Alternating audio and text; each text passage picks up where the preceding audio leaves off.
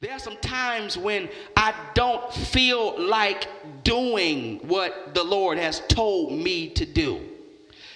I know this ain't you, but there are some days I don't feel like being a husband. There are some days I don't feel like being a father. There are some days when I don't want nobody calling me on the phone asking me what the word of the Lord is. I don't have no word today. There's some days I don't feel like praying. I don't feel like worshiping. However, even though I don't feel like it, I can't quit. Y'all ain't saying nothing. I can't keep putting my feelings above my call. I have to somehow get myself into the presence of the Lord for one purpose, so he can talk to me. That's the power of relationship. Because when I don't know how to encourage myself, I know David did, but there's sometimes I don't know how to encourage myself.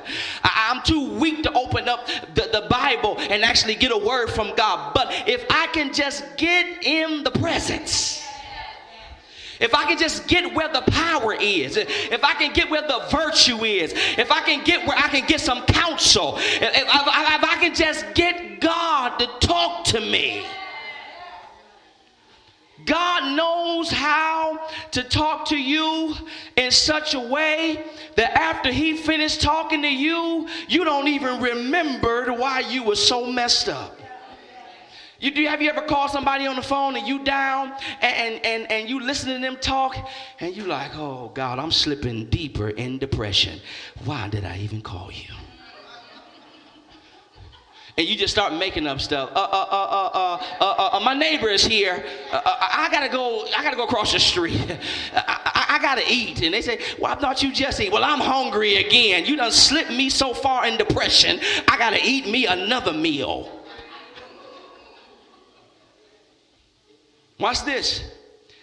There are some seasons, gotta get spiritual to get this, where the flesh will keep letting you down. People will keep letting you down because God is trying to drive you into his presence. Watch this. But because you're still infirmed and you're still sick, you keep driving yourself to familiarity. And you say, well, maybe they can't help me. Let me call somebody else. And so we keep driving ourselves to the flesh, but the flesh can't help you. Their words are limited. Jesus said the words that I speak are spirit and their life. Everybody don't have a spiritual word for you. Everybody don't have a life-giving word for you. That's why when you going through, you better find somebody who know more than you do. Because they're going to show you another perspective of God that you haven't thought of yourself. When you in trouble, stop running to the familiar. Run to the spiritual side of someone who can say, baby, I've been through that.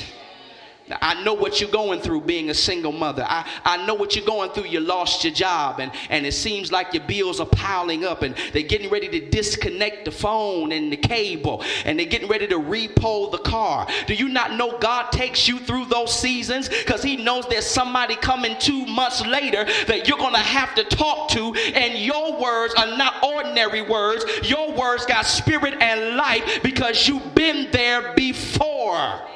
You can't help me if you ain't never been broke. You can't talk to me if you ain't never been sick. You can't say nothing to me if you ain't never had your home repossessed. You can't tell me nothing if you prayed for your family member to live and they died anyway. Y'all ain't saying nothing.